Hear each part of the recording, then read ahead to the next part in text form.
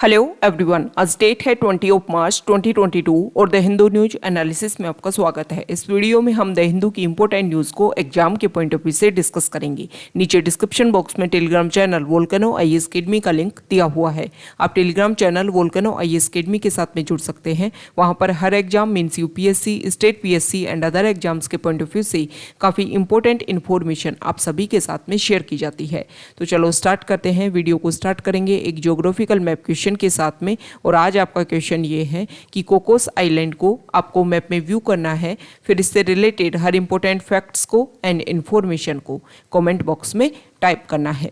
कल हमने आपसे क्वेश्चन पूछा था कवरत्ती को लेकर के, तो कवरत्ती को अगर हम मैप में व्यू करें, इंडिया का यूटी लक्षद्वीप उसकी कैपिटल के रूप में कवरत्ती अरेबियन सी में एग्जिस्ट करती है। लोकेशन आप इस मैप के थ्रू यहाँ पर व्यू कर लीजिए। द हिंदू के फ्रंट पेज पर सबसे पहले इस इमेज को आप व्यू कीजिए। और लास्ट ईयर ये जो पर्सन है वो काफ़ी ज़्यादा न्यूज़ में रहे थे 2021 में। आप सभी को पता है ये नीरज चोपड़ा हैं, जिन्होंने जेवेलिन थ्रो में टोक्यो में जो ओलंपिक हुए 2021 में, जो रिप्रेजेंट कर रहे थे 2020 को, लेकिन कोविड की वजह से उनको 1 ईयर एक्सटेंड कर दिया गया था। वहाँ पर इन्होंने जेवेलिन थ्रो में गोल्ड मेडल इंडिया को दिलवाया था। ये है लिएंडर पेस जो टेनिस स्टार हैं, और ये हैं अभिनव बिंद्रा जिन्होंने 2008 में जो बीजिंग ओलंपिक हुए थे वहाँ पर शूटिंग में इंडिया को गोल्ड मेडल दिलवाया था। तो ये नीरज चोपड़ा, इनको अवार्ड दिया गया है द हिंदू के द्वारा sports person, sports star of the year male award इनको दिया गया है। ओके, तो स्पोर्ट्स से रिलेटेड जो क्वेश्चंस हैं, लास्ट ईयर अगर हम यूपीएससी के पेपर को अगर व्यू करें तो वहाँ भी स्पोर्ट्स से रिलेटेड क्वेश्चन पूछ लिए गए थे। उसका एक मेजर रीजन ये भी था कि टोक्यो ओलंपिक जो है वो कंडक्ट करवाए गए और कोविड की वजह से वो न्यूज़ में भी रहे थे, क्योंकि 1 ईयर उनको एक्सटेंशन दिया गया था। तो जब भी कोई स्पेसिफिक कोई वर्ड या स्पेसिफिक कोई टर्म, जरूरी नहीं है कि वो जनरल एक तरीके से जो प्रोसीजर में चलता आ रहा है वहीं से क्वेश्चन पूछे जाएँ। जो भी कोई चीज़ न्यूज़ में है और उससे लगता है कि यहाँ पर क्वेश्चन पूछे जा सकते हैं, तो किसी भी एग्जाम में रिलेटेड वहाँ से क्वेश्चन हो सकते हैं। और जो अदर एग्जाम्स होते हैं वहाँ पर तो स्पोर्ट्स से रिलेटेड काफ़ी क्वेश्चन पूछे जाते हैं। तो आपको नीरज चोपड़ा और जो भी स्पोर्ट्स पर्सन है उन सभी के बारे में एक बेसिक अवेयरनेस होनी चाहिए। नेक्स्ट इंपॉर्टेंट न्यूज़ है पंजाब स्टेट को लेकर के। आप सभी को पता है पंजाब में अभी जनरल असेंबली के इलेक्शन हुए, उसके बाद में वहाँ के जो सीएम है भगवंत मान, जो आम आदमी पार्टी से बिलोंग करते हैं, और आप सभी को पता है आम आदमी पार्टी को वहाँ पर मेजोरिटी भी मिली है। तो उन्होंने ओथ ली। उसके बाद में कल उनके जो कैबिनेट है उनको भी ओथ दिलवाई गई। तो उनके जो कैबिनेट में अभी 10 मिनिस्टर्स उन्होंने रखे हैं।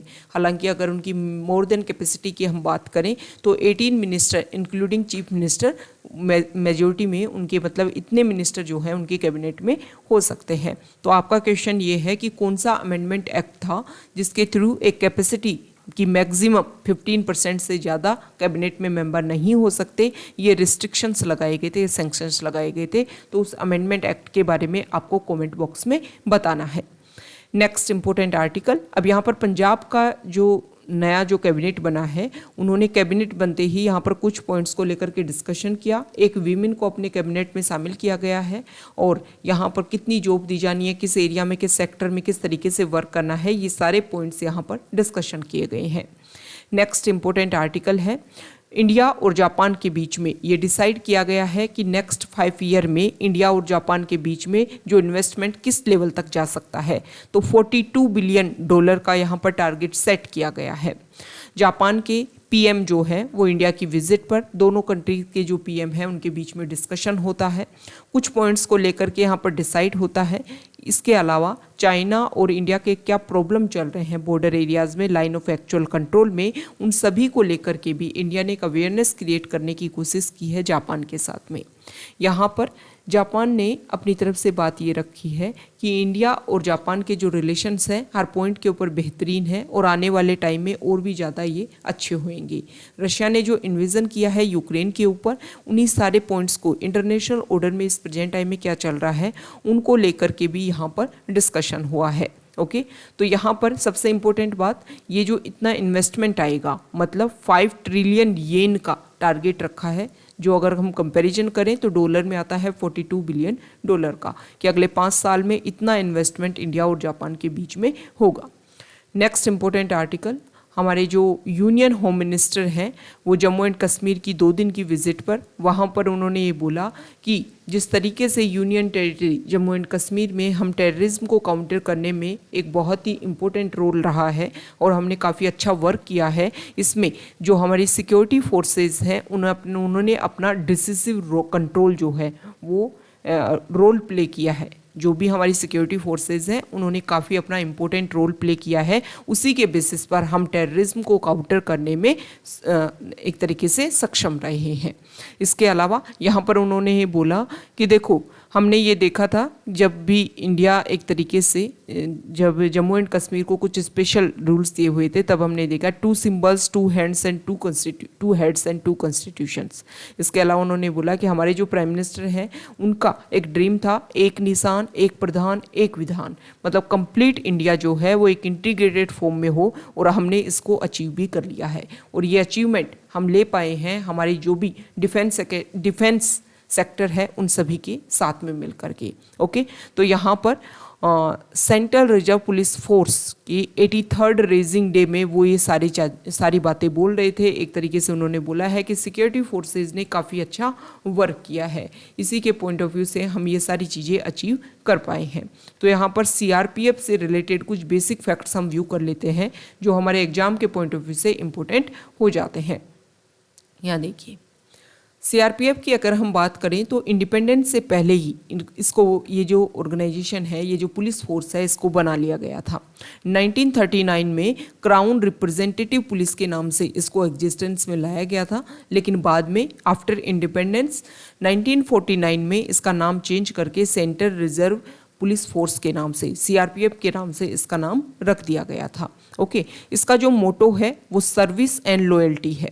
इस तरीके के क्वेश्चन भी पूछ लेते हैं जो भी इम्पोर्टेंट हमारे ऑर्गेनाइजेशन है। ओके, उन ऑर्गेनाइजेशन के क्या क्या मोटो हैं ये आपके क्लियर होने चाहिए। जैसे डीआरडीओ का क्या मोटो है, हमारी जो आर्मी है उसका क्या मोटो है, ये सारी बातें आपको क्लियर होनी चाहिए। तो इनका मोटो है सर्विस एंड लॉयल्टी। सीआरपीएफ जो है वो इंडिया की largest central armed police force है। ओके, सीएपीएफ में इंडिया की सबसे लार्जेस्ट पुलिस फोर्स है, और ये जो है वो मिनिस्ट्री ऑफ होम अफेयर्स के अंडर काम करती है, गवर्नमेंट ऑफ इंडिया की मिनिस्ट्री ऑफ होम अफेयर्स के अंडर। और इसका प्राइमरी रोल है स्टेट और यूनियन टेरिटरीज में जो भी पुलिस ऑपरेशन होते हैं उनके थ्रू लॉ एंड ऑर्डर को मेंटेन करना, और जो इंसर्जेंसी जो होती है उसको काउंटर करना। Law and order and counter insurgency duties के अलावा सीआरपीएफ जो है वो एक इम्पोर्टेंट रोल प्ले करती है जो भी हमारे जनरल इलेक्शन होते हैं उसमें। इसके अलावा Jammu and Kashmir, Bihar, north east वाला जो भी हमारे स्टेट है वहाँ पर जब भी अनरेस्ट और वायलेंट कन्फ्लिक्ट देखने को मिलता है तो वहाँ पर सीआरपीएफ की प्रेजेंस देखने को मिलती है। ओके, नेक्स्ट इम्पोर्टेंट आर्टिकल है, यहाँ देखिए पेज नंबर 8 पर। पेज नंबर 8 पर जो आर्टिकल है वो गोल्डन लंगूर को लेकर के है। यहाँ पर कुछ ऐसी स्टडीज़ हुई हैं तो इसमें ये बताया गया है कि काफ़ी लंबे टाइम से जो रेगुलर स्टडीज़ हुई उन स्टडीज़ में ये रिवील हुआ है कि गोल्डन लंगूर का जो हैबिटाट है, जिस एरिया में वो रहते थे, वो टाइम के साथ में डिक्रीज़ होता जा रहा है। ओके, इसका मेजर रीजन अगर हम बात करें तो लैंड यूज चेंज जिस तरीके से हो रहा है उसकी वजह से सारे इफेक्ट देखने को मिल रहे हैं। इंडिया का रीजन और भूटान का जो रीजन है वहाँ पर हैबिटाट है गोल्डन लंगूर का। देखो, इस तरीके की जो भी स्पीसीज जो न्यूज़ में रहती हैं उनके हैबिटाट को लेकर के क्वेश्चन पूछ लिए जाते हैं। स्पेसिफिक अगर हम यूपीएससी में देखें तो कि कौन सी कैटेगरी में आते हैं, IUCN की एंडेंजर्ड कैटेगरी में आते हैं या फिर एक तरीके से वनरेबल कैटेगरी में आते हैं, ये आपको पता होना चाहिए। तो यहाँ पर सबसे पहले भूटान और इंडिया की जो ट्रांस बाउंड्री रीजन है वहाँ पर ये एंडेंजर्ड प्राइमेट स्पीसीज जो है वो पाई जाती है। ये गोल्डन लंगूर का जो साइंटिफिक नेम है वो यहाँ पर बता रखा है, ट्राइकेपिटियस गी उनका नेम है। ओके, तो यहाँ की जो उनका हैबिटाट है उसमें डिक्लाइन देखने को मिला है जिसकी वजह से कुछ इशू देखने को मिल रहे हैं। आप सभी को पता है कि प्रेजेंट टाइम में जो भी हमारा फॉरेस्ट रीजन है उसको काफ़ी ज़्यादा डिवास्टेशन स्टेज पर ले जाया जा रहा है, क्योंकि पॉपुलेशन जिस तरीके से इंक्रीज़ हो रही है उसकी वजह से उनके रहने खाने इन सारी चीज़ों में व्यवस्था करनी हो रही है। इसके लिए जो एग्रीकल्चर सेक्टर है उसको प्रमोट करने के लिए, जो एक तरीके से लिविंग एरिया है उसको इंक्रीज़ करने के लिए जो भी हमारे फॉरेस्ट रीजन है वो डिक्रीज़ हो रहे हैं, उनकी डेंसिटी डिक्रीज़ हो रही है, जिसकी वजह से इस तरीके के जो भी एनिमल्स हैं उन सभी का हैबिटाट जो है वो खतरे में है। Next important article page number 9 पर, फॉरेन पेज पर, यहाँ पर जो इम्पोर्टेंट आर्टिकल है आप सभी को पता है, रशिया यूक्रेन जो इशू है उसको लेकर के यहाँ पर डिस्कशन हुआ है। तो रशिया ने क्लेम किया है कि जो भी इशू चल रहा है रशिया और यूक्रेन के बीच में उसमें हमने हाइपरसोनिक मिसाइल को यूज़ किया है। हालांकि इसको लेकर के अभी क्लियरली कोई स्टेटमेंट सामने नहीं आया है, लेकिन रशिया ने क्लेम किया है। तो अगर ये जांच की जाती है तो पहली बार इस स्ट्राइक में इतने नेक्स्ट जनरेशन के जो वेपन हैं उनका यूज़ देखने को मिला है। हाइपरसोनिक होता क्या है? हाइपरसोनिक ये सब कुछ कंपैरिजन किया जाता है जो साउंड की स्पीड जो होती है उससे। तो हाइपरसोनिक मतलब साउंड से अगर 5 टाइम्स, मोर देन 5 टाइम्स किसी वेपन की स्पीड है तो उसको हाइपरसोनिक मतलब 5 मैक से ज़्यादा, 5 मैक से ज़्यादा अगर किसी वेपन की स्पीड है तो उसको हाइपरसोनिक कैटेगरी में रखा जाता है।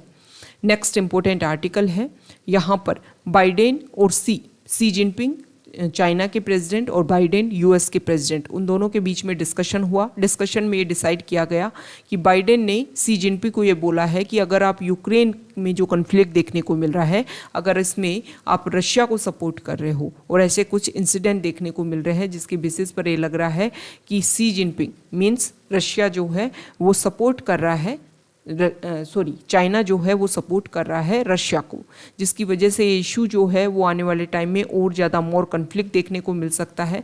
अगर हमें इन्हें सॉल्व करना है तो रशिया के ऊपर जो यूएस चाहता है कि सैंक्शन जिस तरीके से हमने लगाए हैं उसी तरीके से सभी कंट्रीज़ लगाएं, और जब उसको बाइकआउट किया जाएगा तो वहाँ पर कुछ इशू जो है वो सामने आएंगे और फिर वो जो भी यूक्रेन के ऊपर उन्होंने जो इन्वेजन किया है उन पॉइंट्स के ऊपर अपने आप को एक तरीके से एग्रीमेंट के प्रोसीजर पर वो सामने लेकर के आएगा। अब यहाँ पर हम पहले भी डिस्कस कर चुके हैं कि मिस्टर बाइडेन ने बहुत सारे रिस्ट्रिक्शंस उन्होंने लगाए हैं। जिन रिस्ट्रिक्शंस में अगर हम बात करें तो एक तो उनका जो ऑयल है, रशिया का जो ऑयल है क्रूड ऑयल, उसके ऊपर सैंक्शंस लगा दिए हैं। इसके अलावा जो स्विफ्ट सिस्टम है जिसमें इंटरनेशनल ट्रेड के लिए मनी को ट्रांसफ़र किया जाता है, बहुत ईजीली एक कंट्री से दूसरे कंट्री में मनी ट्रांसफ़र हो जाता है, उसके ऊपर रिस्ट्रिक्शंस लगा दिए हैं। यहाँ पर इसके अलावा उन्होंने ये भी बोला है कि डॉलर का आप यूज़ नहीं कर सकते हो ट्रेड के लिए।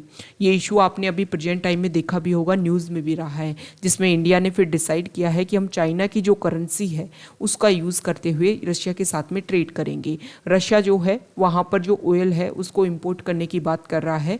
इसको लेकर के बहुत सारे कंट्रीज़ ने रिस्ट्रिक्शंस लगाने की बात की इंडिया को लेकर के। तो इंडिया ने बोला कि वो कंट्री जहाँ पर ऑयल बहुत एनरिच कंट्री है ऑयल के बेसिस पर, उनको बिल्कुल सजेशन नहीं देना चाहिए इंडिया को कि इंडिया को कहाँ से ऑयल खरीदना है, कहाँ से नहीं खरीदना है। अब यहाँ पर हम बात करें कि जब इंडिया ने ये डिसाइड किया कि हम चाइना की करेंसी का यूज़ करेंगे तो उसका क्या कारण रहा था? कारण ये रहा था कि जो पहले यूएस ने सैंक्शंस लगाई रशिया के ऊपर, बाद में उन्होंने ये बोला कि देखो हमारी जो डॉलर है उसका आप यूज़ नहीं करोगे अपना जो भी ट्रेड होता है उसको लेकर के। क्या होता है, हर कंट्री का एक फॉरेक्स रिजर्व होता है, हर कंट्री के पास में एक रिजर्व होता है जिसमें इंटरनेशनल जो भी करेंसी होती है उनके पास में रिजर्व होती है। जैसे इंडिया के पास में डॉलर का कितना रिजर्व है जिसको यूज़ इंडिया करता है इंटरनेशनल ट्रेड में उस डॉलर को एक तरीके से पेमेंट के लिए, क्योंकि ईजिली पेमेंट हो जाता है डॉलर को लेकर के किसी भी कंट्री के साथ में, क्योंकि काफ़ी ज़्यादा ट्रेड जो है वो डॉलर में होता है। लेकिन जो यूएस है उन्होंने सैंक्शंस लगा दिए कि आप डॉलर को यूज़ करते हुए ट्रेड नहीं कर सकते हो। अब इसमें क्या हुआ कि इंडिया और रशिया ने डिसाइड किया कि हम अपनी अपनी करेंसी में ट्रेड करेंगे। अब आपको पता है कि रशिया जो है एक तरीके से एक्सपोर्टर है, नेट एक्सपोर्टर है, इंपोर्ट कम करता है। ओके, अब यहाँ पर इंडिया जो है वो इंपोर्ट ज़्यादा कर रहा है तो अपना पेमेंट किस में करेगा? इंडियन रुपीज़ में करेगा। अब इंडियन रुपीज़ का पूरे वर्ल्ड में अगर हम अवेलेबिलिटी देखें तो अदर कंट्रीज़ के साथ में जब रशिया को कुछ खरीदना हो, कुछ बेचना हो तो उस रुपीज़ का वो यूज़ ही नहीं कर सकता।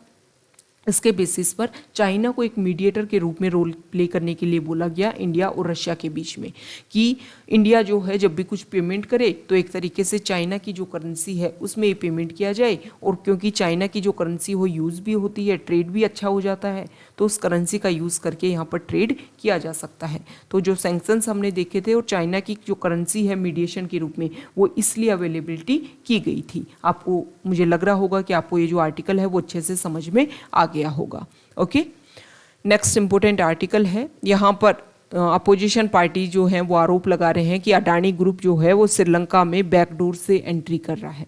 ओके, कुछ ऐसे प्रोजेक्ट्स हैं जिसमें अडानी ग्रुप यहाँ पर इन्वेस्ट कर रहा है। ये कोविड को लेकर के केसेज हैं, चाइना में कोविड की वजह से डोर डेथ देखने को मिल रही है, हांगकांग वाला region, other area, South Korea, वहाँ पर कोविड के केसेस दोबारा से बढ़ रहे हैं। नेक्स्ट इंपॉर्टेंट आर्टिकल है साइंस पेज पर, यहाँ पर कुछ स्टडीज़ हुई हैं कोविड को लेकर के, उसी के बारे में यहाँ पर बताया हुआ है। सबसे पहले तो देखो ये बताया है कि रिकॉम्बिनेशन, दो वायरस वेरिएंट का जो रिकॉम्बिनेशन है वो 2020 से हम देख रहे हैं। ओके, सबसे पहले अल्फा और वुहान जो स्ट्रेन था उसका रिकॉम्बिनेशन देखा गया था। अभी प्रेजेंट टाइम में अगर हम देखें तो ओमिक्रॉन जो वेरिएंट आया था उसके जो फिर सब लीनिएज जो आए थे उनका मिक्सचर हमें देखने को मिला है। तो यहाँ पर सार्स कोविड 2 की बताया रखा है कि रिकॉम्बिनेशन होता क्या है। रिकॉम्बिनेशन एक ही पर्सन को जब दो वेरिएंट से एक ही पर्सन इन्फेक्टेड हो जाता है सेम टाइम में, तो इसकी वजह से जो रिकॉम्बिनेशन है वो अकर होता है। ओके, मान लो एक पर्सन जो है वो अल्फा से भी उसी टाइम इन्फेक्टेड हो गया और वुहान स्ट्रेन जो है उससे भी इन्फेक्टेड हो गया, तो यहाँ पर रिकॉम्बिनेशन देखने को मिलता है। यहाँ पर कोविड-19 के बारे में बताया है कि जो प्रेग्नेंट वीमेन है उनसे उनके बेबीज़ में जो ट्रांसमिशन है वो काफ़ी कम रेट यहाँ पर देखने को मिल रही है। Less than 2% babies born to covid infected mothers test positive. Okay, SARS-CoV-2 virus which causes COVID-19 can be transmitted from mother to baby before, during and after childbirth, but such occurrence is rare according to study published in the BMJ. Okay, transfer तो हो सकता है, question में statement इस तरीके के दे देंगे कि प्रेग्नेंट वीमेन में अपने बेबी में ट्रांसफ़र नहीं हो सकता है, बिल्कुल ट्रांसफ़र नहीं हो सकता है। ट्रांसफ़र तो हो सकता है लेकिन जो चांसेज हैं वो काफ़ी ज़्यादा कम है।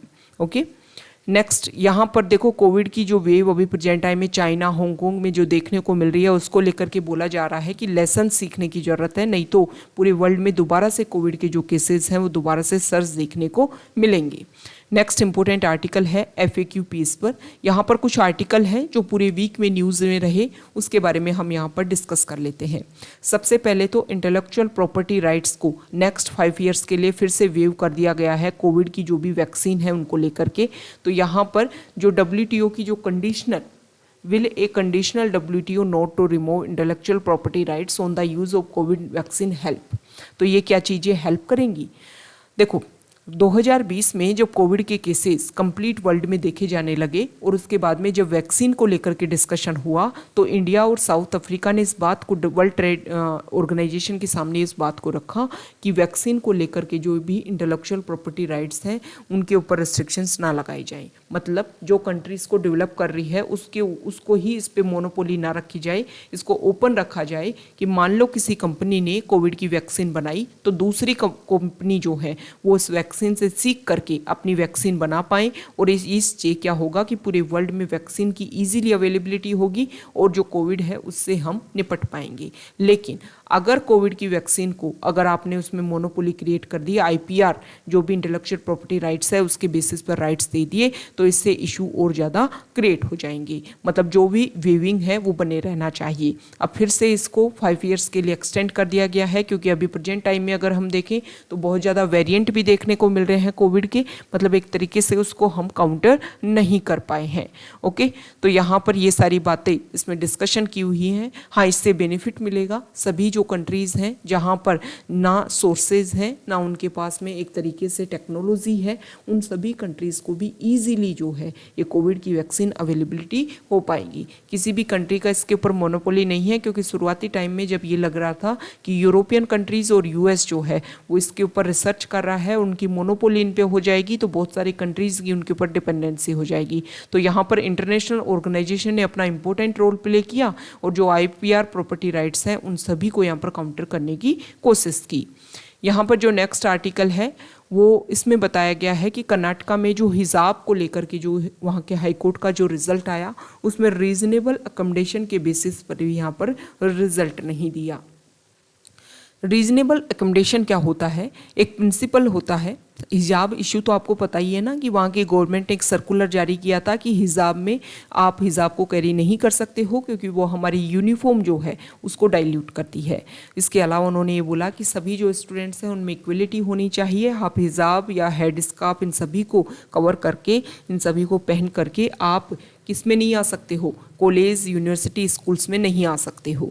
ओके, तो यहाँ पर एक क्वेश्चन किया गया है कि रीजनेबल अकोमोडेशन के बेसिस जो प्रिंसिपल है वहाँ पर भी मुस्लिम गर्ल्स को हेड स्कार्फ पहनने की परमिशन नहीं दी गई है। रीजनेबल अकोमोडेशन एक प्रिंसिपल होता है जो इक्वलिटी को प्रमोट करता है।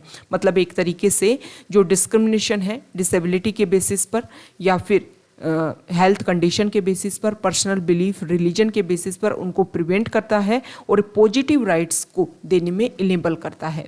इसका यूज़ जो है वो United nation convention on the rights of people with disabilities के आर्टिकल 2 के अंदर आता है, जिसमें डिफाइन किया गया है कि अगर हमें कुछ ऐसे बर्डन को क्रिएट नहीं करना है, कुछ पर्टिकुलर केसेस होते हैं जहां पर हम कुछ इस तरीके की अकोमोडेशन, कुछ इस तरीके की सहूलियत दे सकते हैं।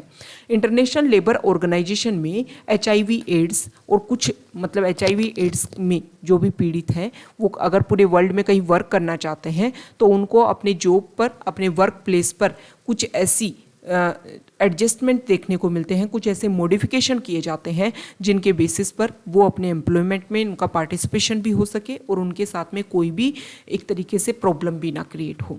अब ये प्रिंसिपल कैसे वर्क करता है? तो 2016 में इंटरनेशनल लेबर ऑर्गेनाइजेशन ये जो रीजनेबल अकोमोडेशन है इसके बेसिस पर जो भी वर्किंग प्लेस है या फिर जो भी एक तरीके से ऐसा स्ट्रक्चर जहाँ पर बहुत सारे एरिया से जो लोग आकर वहाँ इकट्ठे होते हैं तो वहाँ पर कुछ एडजस्टमेंट बनाने के लिए, ताकि जो डाइवर्सिटी है उसको प्रमोट किया जा सके और इंक्लूजन को भी प्रमोट किया जा सके। तो यहाँ पर देखो 2016 में ILO ने ये बात बोली थी कि अगर वर्किंग प्लेस पे HIV एड्स से पीड़ित कोई वर्कर्स हैं, इसके अलावा कोई वर्कर जो है वो डिसेबिलिटी से पीड़ित है, इसके अलावा कुछ फैमिली रिस्पॉन्सिबिलिटी है वर्कर के ऊपर, जैसे प्रेग्नेंट वर्कर या फिर फैमिली रिस्पॉन्सिबिलिटी है, तो इसके अलावा अगर हम बात करें तो पर्टिकुलर रिलीजन और बिलीफ को भी अगर हमें होल्ड करना है, उनसे रिलेटेड कोई वर्कर है, तो ये कुछ पॉइंट्स हैं जिसके बेसिस पर उनको कुछ ऐसी छूट दी जाती है। ये जो कैटेगरीज हैं, जो डिफरेंट काइंड्स हैं, उनको उनके वर्किंग प्लेस पर जो बैरियर्स हैं उनमें कुछ एक तरीके से छूट देने की कोशिश की जाती है ताकि उनका एम्प्लॉयमेंट है वो भी बना रहे, किसी भी तरीके से उनका जो एम्प्लॉयमेंट है वो ना छूटे। ओके, तो जो भी मतलब वर्किंग प्लेस पर इक्वलिटी, डाइवर्सिटी, इंक्लूजन, इन सभी को कंट्रीब्यूशन देने के लिए जो भी बैरियर्स हैं उन सभी को इसमें एड्रेस किया गया और जो भी अकोमोडेशन हो सकता है रीजनेबल अकोमोडेशन उसका प्रोविज़न इसलिए रखा गया था ताकि जो वर्किंग प्लेस है उसको एनवायरनमेंट को थोड़ा सा मॉडिफाई किया जा सके, जो भी वर्किंग आवर्स हैं उनको शॉर्टन किया जा सके, या इसके अलावा रिलीजन के बेसिस पर कुछ उन्हें सपोर्ट की ज़रूरत है तो उनको दी जा सके। मतलब सीधी सी बात यह है कि वो पर्सन जिनको कुछ प्रॉब्लम है लेकिन वो सोसाइटी में आकर के वर्क करना चाहते हैं तो उनको कुछ रिस्ट्रिक्शंस है तो उनको कुछ छूट दी जाती है। तो यहाँ पर ये बोला गया कि जो भी रीजनेबल अकोमोडेशन है वो इनको भी दी जा सकती थी ताकि वो हेड स्कार्फ को कवर करके आ सकते थे और अपने एजुकेशन को कंप्लीट कर सकते थे, लेकिन यहाँ पर ऐसा नहीं किया गया।